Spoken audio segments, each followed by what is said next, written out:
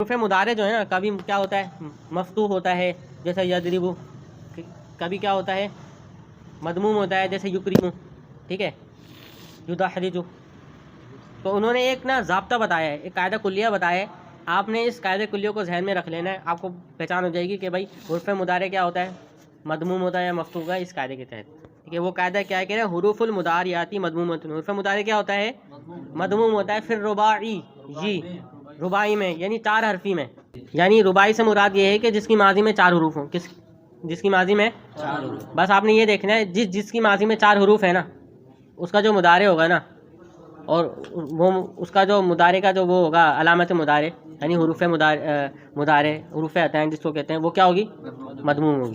جیسے مثال کے طور پر یدحرجو یا یدحرجو، ٹھیک ہے۔ اب یہ رباعی ہے نا یعنی اس کی ماضی دحرجہ ہے اور وہ 4 حرفی ہے، کتنی ہے 4 ہے، تو اس کا مضارع یدحرجو نہیں پڑھیں گے، کیا پڑھیں گے یدحرجو۔ اسی طرح یخرجو یعنی اکرما یکرمو پڑھا ہے نا آپ نے، یہ یکرمو کیوں پڑھتے ہیں؟ آپ بولو گے یکرمو کیوں پڑھتے ہیں؟ یہ 4 حرفی ہے یکرمو، کیسے 4 حرفی ہے؟ اس کو ہٹائیں نا، 4 حرفی کیسے ہے یکرمو؟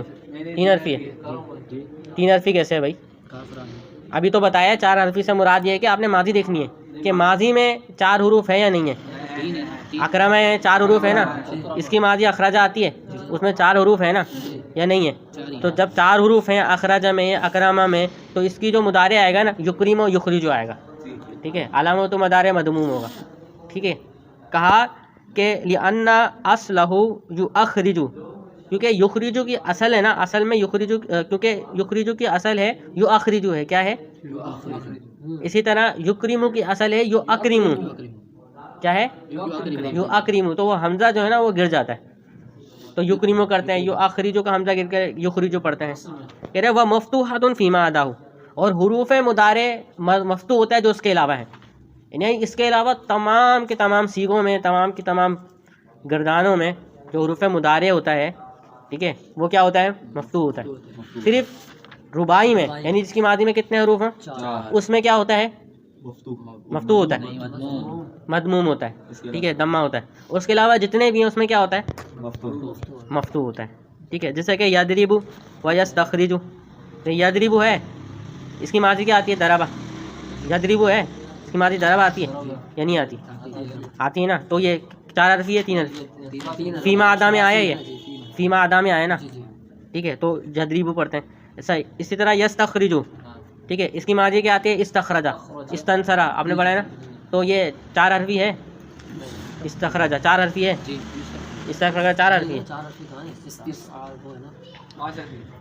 زیادہ ہے نا، فیما عدا میں آتا ہے نا، فیما عدا میں 4 حرفی کے علاوہ میں آتا ہے تو یستخرجو پڑھیں گے یستخرجون، ٹھیک ہے۔ اسی طرح آپ نے وہ پڑھا ہوا قبل یتقبل، قبل یتقبل، یتقبل ہے اس کی جو مضارع ہے اس میں ہم کیا پڑھتے ہیں مضارع مفتوح پڑھتے ہیں نا، اس کی ماضی کیا ہے تقبل، تقبل یتقبل ہوتا ہے نا، ٹھیک ہے، تقبل تقبل یتقبل، تو تقبل کیا ہے ماضی تو ہے، 4 حرفی ہے، فیما عدا ہے 4 حرفی ہے، ہاں فیما عدا ہے، فیما عدا ہے، تو جب فیما عدا ہے نا تو ہم اس کی جو مضارع ہے یتقبل پڑھیں گے، ٹھیک ہے۔ اسی طرح وہ ہے قبل کی ماضی کیا مضارع کیا آتا ہے یقبل، صرف یصرف پڑھا ہے نا، تو یہ یصرف ہے تو ہم اس پر ضمہ کیوں دیتے ہیں؟ اس کی ماضی چیک کریں گے ہم، وہ ہے صرفہ۔